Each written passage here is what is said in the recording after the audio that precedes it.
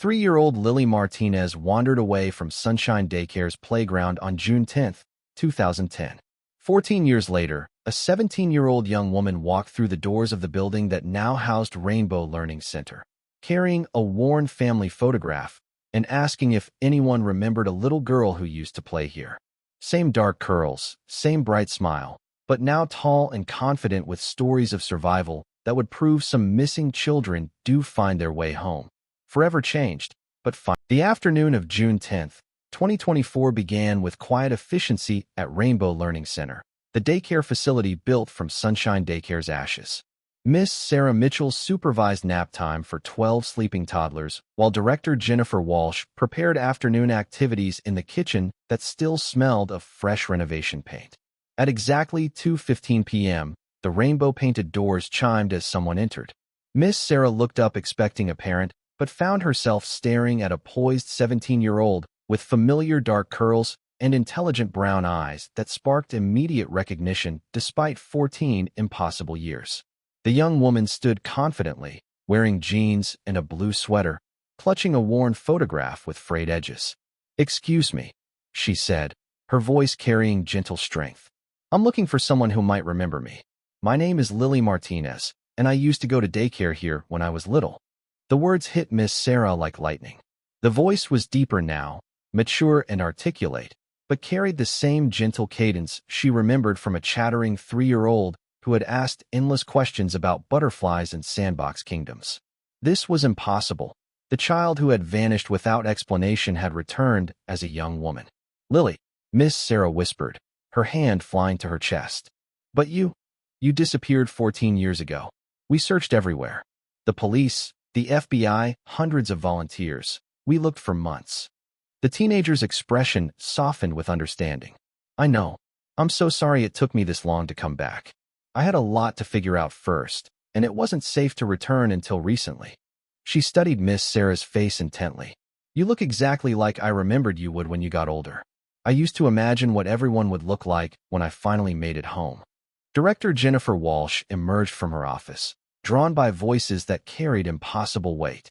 When she saw Miss Sarah's pale face and the composed teenager standing in their doorway, she understood they were witnessing something extraordinary. "Are you really?" Jennifer began, then stopped, overwhelmed by the implications. Lily nodded gently, her composure remarkable for someone facing such an emotional moment. "I'm really me. I know this must be shocking, and I understand if you need to call the police or social services. But I had to come here first. This place was so important to me. It was my last memory of normal life before everything changed." She carried herself with quiet strength, someone who had survived experiences beyond her years, yet her smile remained warm when it appeared. The photograph in her hand was clearly precious, held with careful reverence. "How?" Miss Sarah managed to ask. "Where have you been? Are you okay? Are you hurt?" "I'm okay now," Lily answered carefully, choosing words with precision. "It's been a very long journey, but I'm finally ready to go home. If they'll have me." Her voice caught slightly, revealing vulnerability beneath her composed exterior and fear that 14 years might have changed too much for reunion to be possible. 20-year-old Rebecca, the assistant teacher hired after renovation, stared with confusion rather than recognition. But Miss Sarah's hands trembled as she processed the impossible reality that the child she had lost during playground supervision had somehow survived 14 years and returned as a young woman radiating both strength and carefully guarded hope. What had sustained Lily Martinez through 14 years of separation would soon unfold into a story of human resilience, criminal exploitation, and the power of never giving up hope, even when evidence suggested hope was lost. In Rainbow Learning Center's quiet conference room, 17-year-old Lily Martinez sat across from Detective Maria Santos, sharing a story that would reshape law enforcement's understanding of long-term missing children cases. Her hands remained steady as she spoke, though occasional pauses revealed the emotional weight of recounting 14 years of survival. "I don't remember much about the actual abduction," Lily began, her voice measured from years of mental rehearsal. "One moment I was playing in the sandbox with Marcus, building our castle. The next thing I knew, I was in a car with a woman who kept telling me my family had sent her to pick me up because of an emergency. The woman, Catherine Walsh, had been part of an underground network facilitating illegal adoptions by taking children from vulnerable situations and selling them to families willing to pay enormous sums. Lily's bilingual abilities, young age, and the chaos of busy daycare made her an ideal target for traffickers specializing in quickly transporting children far from their origins. She was very good at manipulation, Lily continued clinically.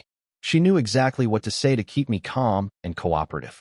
She told me my mama was in the hospital, that Abuela was taking care of Uncle Luis, and that I needed to be a good girl and come with her.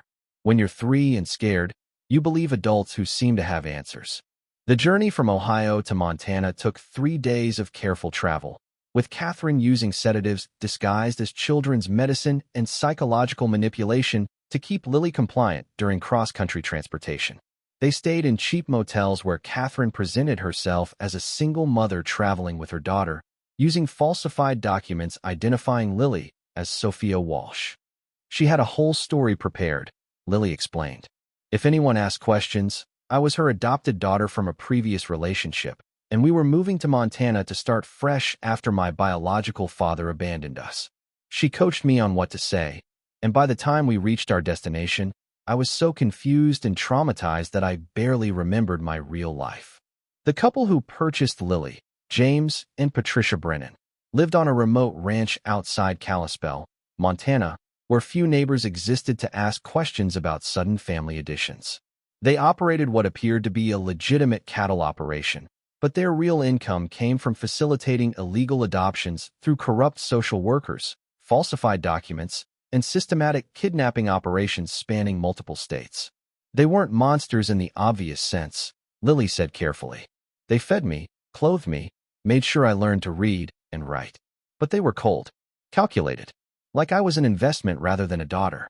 And they systematically destroyed every connection I had to my real identity. The psychological manipulation was sophisticated and effective.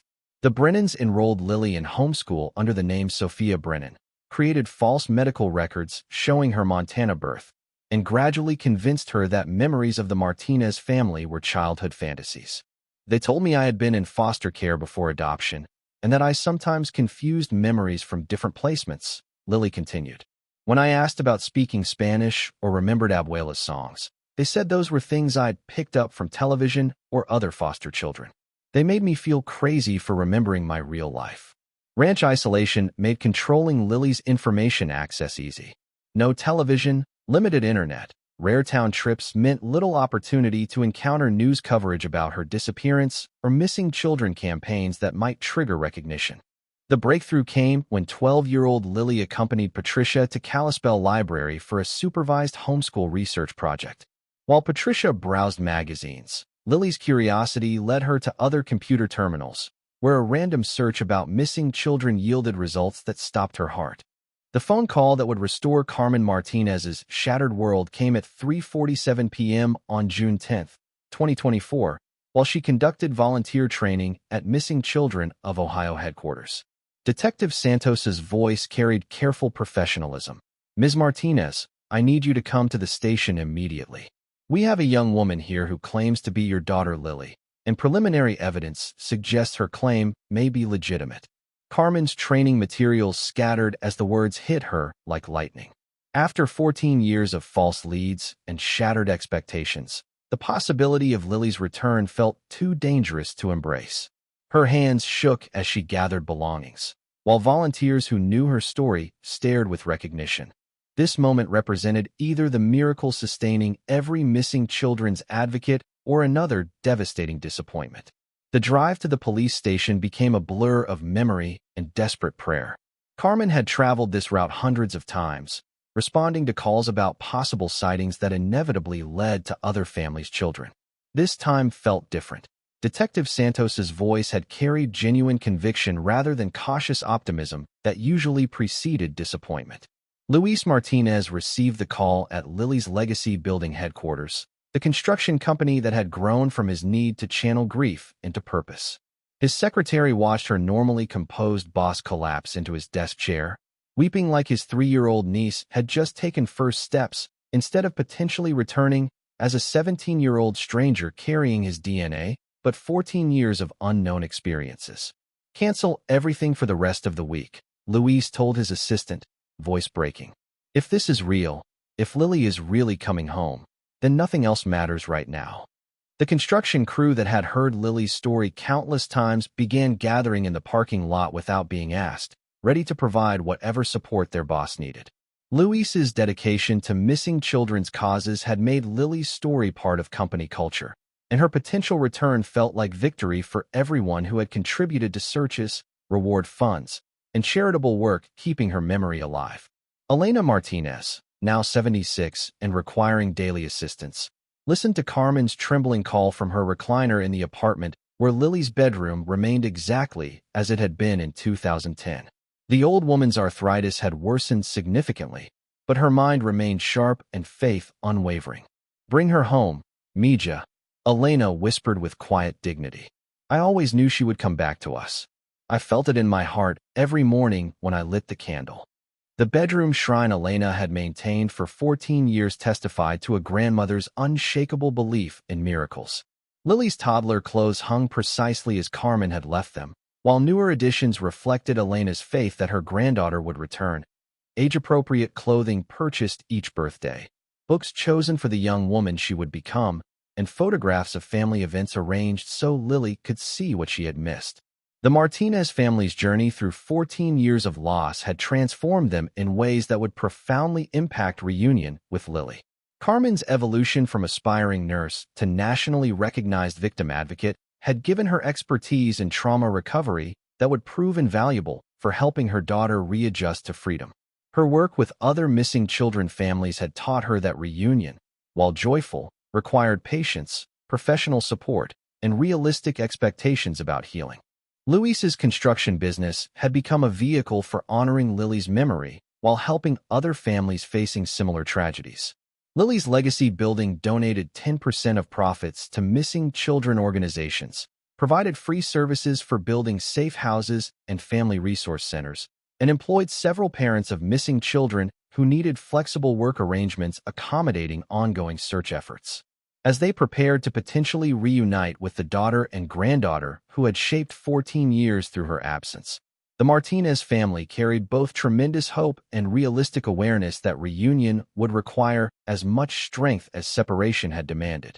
The reunion took place in Interview Room 3 at the downtown police station, a sterile environment with fluorescent lighting and institutional furniture that seemed inadequate for containing 14 years of separation, grief, and carefully guarded hope. Detective Santos had chosen the location for its neutrality, private enough for emotional expression but public enough to provide safety and professional oversight. Carmen arrived first, hands shaking as she signed paperwork acknowledging that the young woman claiming to be her daughter might not actually be Lily, despite preliminary evidence suggesting otherwise. 14 years of false leads had taught her to protect herself emotionally even when hope seemed justified, but her heart raced with anticipation that felt both wonderful and terrifying. When the door opened and Lily entered, the family's collective breath stopped. She was tall, nearly Carmen's height, with the same dark curls that had refused pigtails as a toddler, now falling in waves past her shoulders. Her eyes held wariness from years of disappointment and betrayal, but underneath lay unmistakable recognition and carefully guarded hope.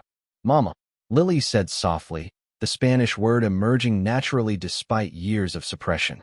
Carmen's professional training in victim advocacy crumbled as she studied her daughter's face, seeing the toddler she remembered transformed into a young woman radiating both strength and vulnerability. The urge to sprint across the room warred with awareness that Lily had survived 14 years of unknown trauma and might need space to feel safe. May I hug you?"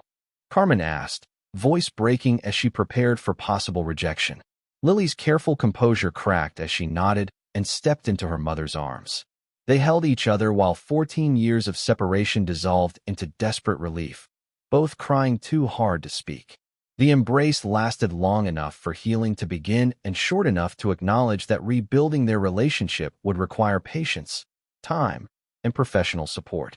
"I never stopped looking for you," Carmen whispered against her daughter's hair. "Not for one day in 14 years. "I know," Lily replied, voice muffled against her mother's shoulder. "I read about all the searches, all the work you did for other families. I'm so proud of what you became, even though I'm sorry it had to happen because of losing me." Luis entered cautiously, giving the women space while studying his niece with wonder and protective concern. The little girl who had demanded piggyback rides was now a composed young woman who had survived unimaginable experiences, yet her smile, when it appeared, remained achingly familiar. "Uncle Luis," Lily said, turning toward him with tears still streaming. "You got taller." The absurd observation, she had grown nearly 2 feet while he had gained perhaps 2 inches, broke the tension and allowed laughter to mix with tears. Luis crossed the room in 2 steps, wrapping his niece in an embrace gentle enough to respect her space, but firm enough to communicate 14 years of protective love.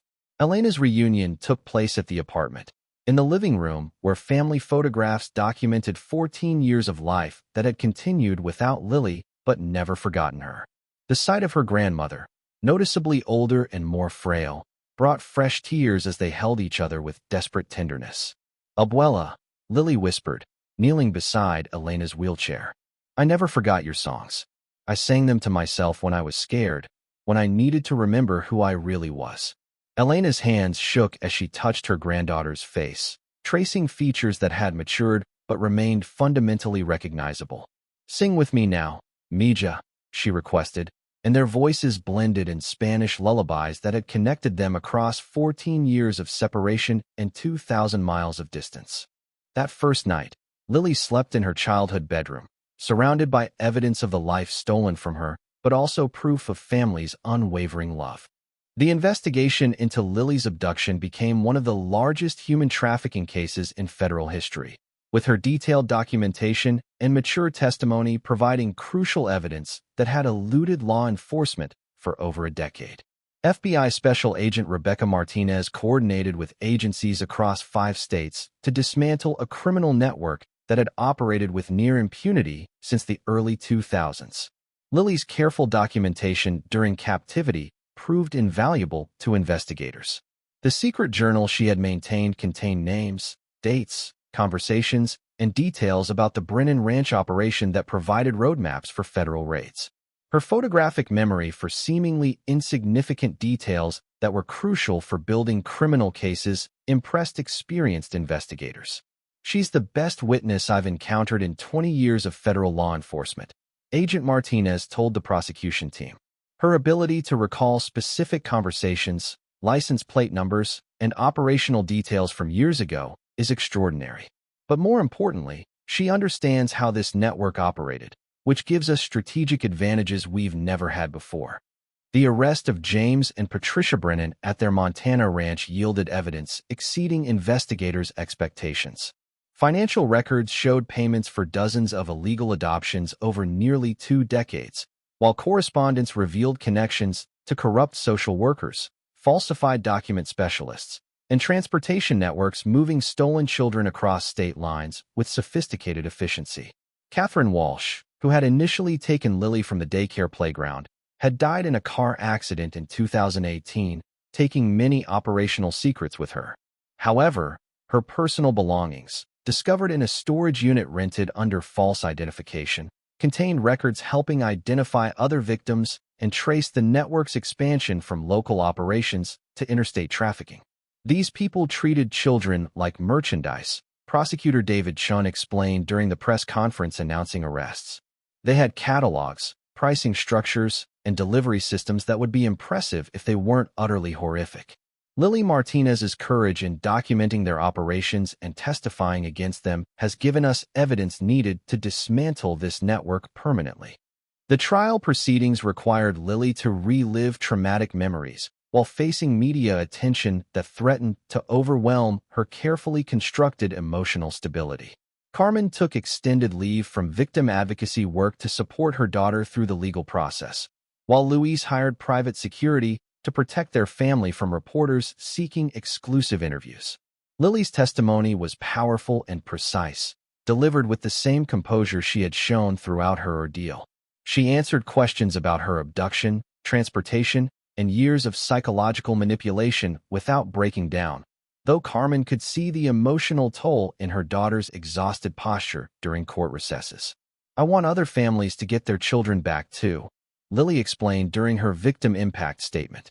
If my story can help find even one other kid, if it can prevent even one more family from going through what mine did, then maybe all those years weren't completely wasted. The investigation revealed that Lily had been one of at least 47 children trafficked through the Brennan network over 20 years. Some victims had been recovered as adults and reunited with their families, while others remained missing or had been placed in situations where their true identities might never be restored.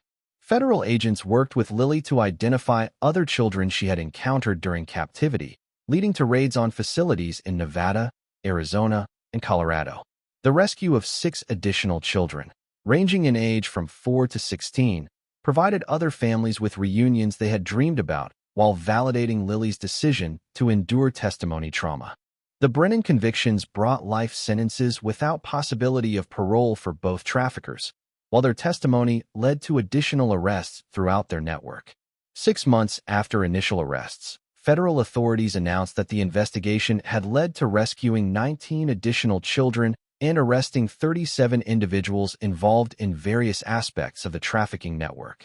Lily's courage in testifying had helped dismantle an operation that had operated with impunity for 2 decades, proving that survivors could become powerful advocates for justice while healing from their own trauma. The first 6 months of Lily's return required careful navigation of practical, emotional, and legal challenges that no family reunion manual could adequately address. Carmen's experience as a victim advocate provided valuable insight into trauma recovery, but being a professional helper was vastly different from being the mother of a trafficking survivor who needed specialized support while readjusting to freedom and family relationships.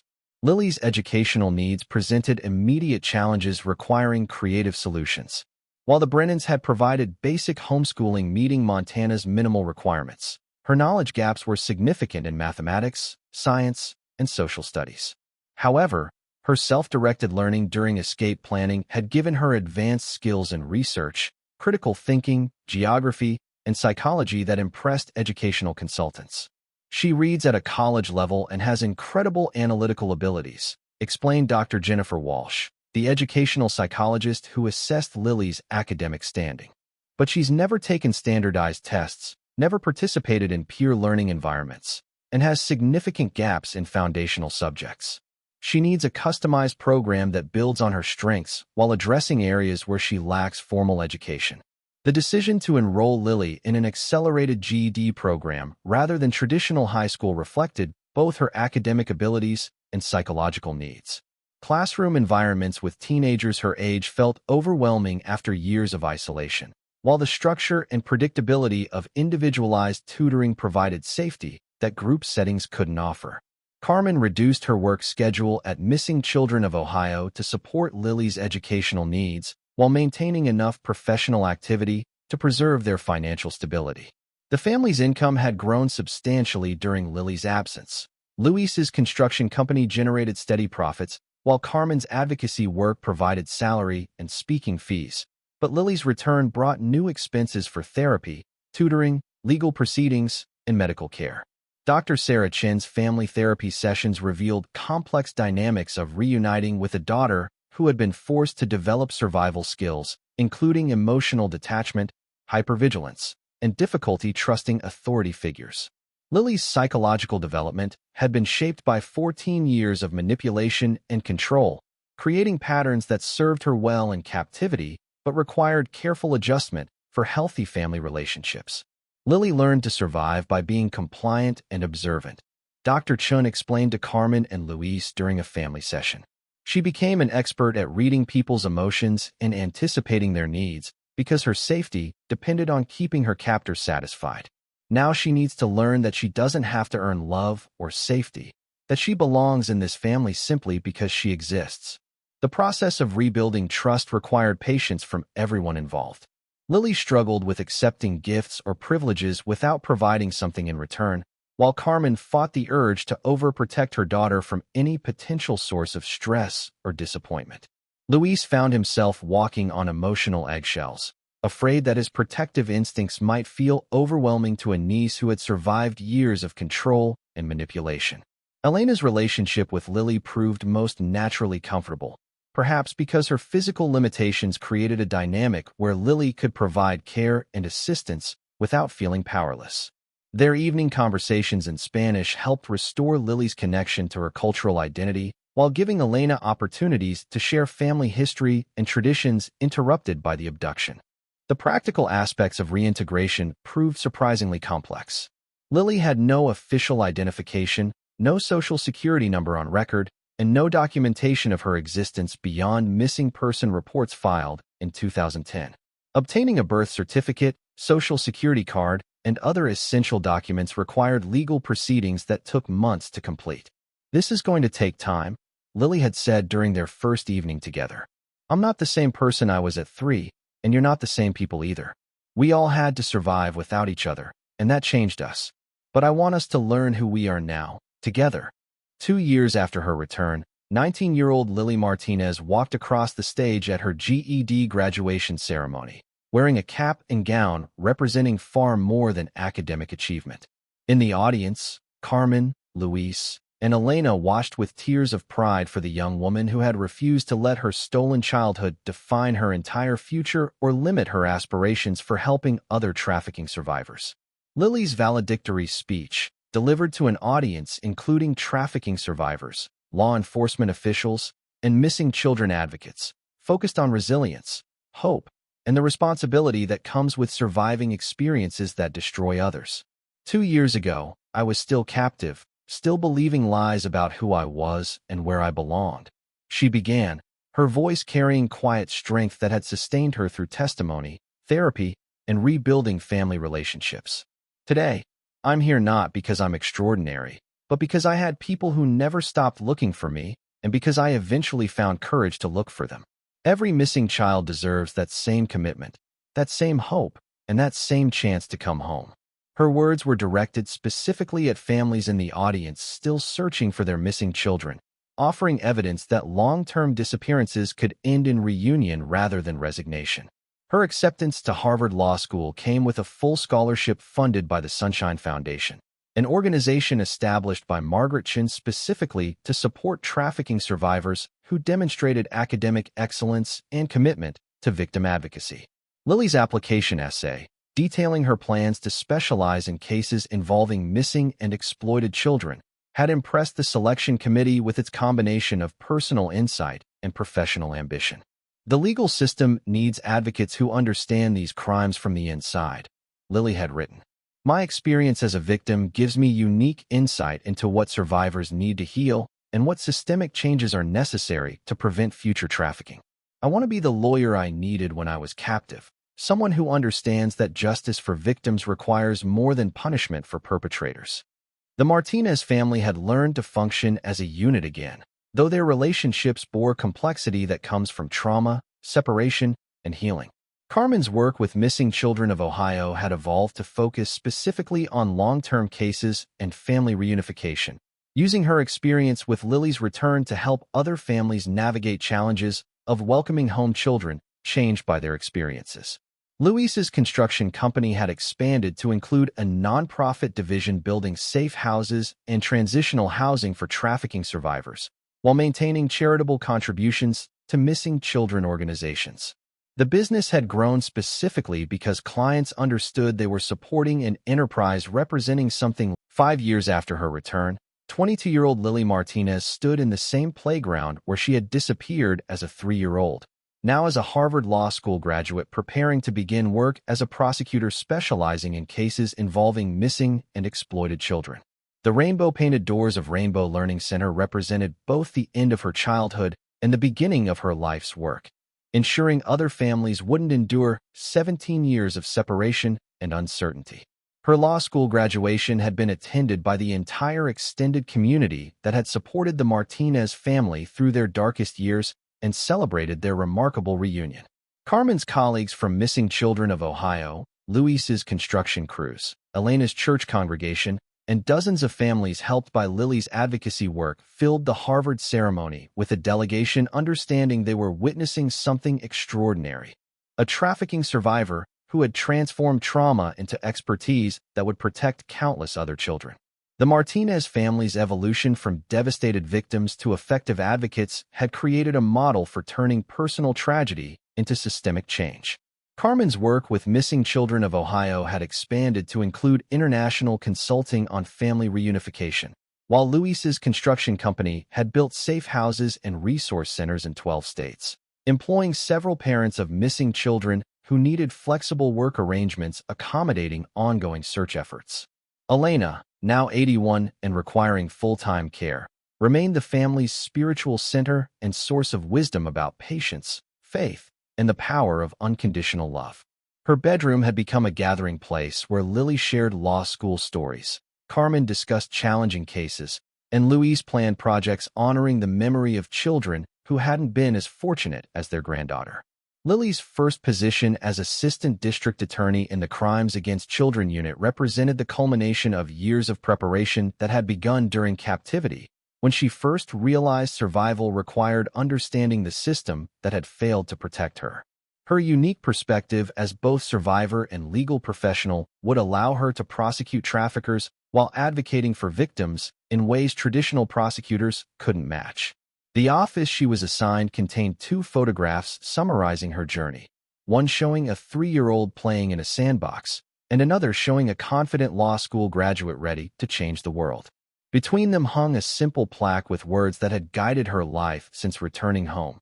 Some children find their way back not because the journey. One 3-year-old explorer who trusted playground boundaries proved that even licensed daycare supervision couldn't prevent disappearances that triggered criminal networks operating beyond normal detection. Lily Martinez believed snack time followed sandbox adventures, not 14 years of systematic trafficking in remote locations where organized criminals exploit vulnerable children. Her aged return exposed how missing children investigations fail when confronted with traffickers who operate outside traditional law enforcement reach and aging children beyond recognition.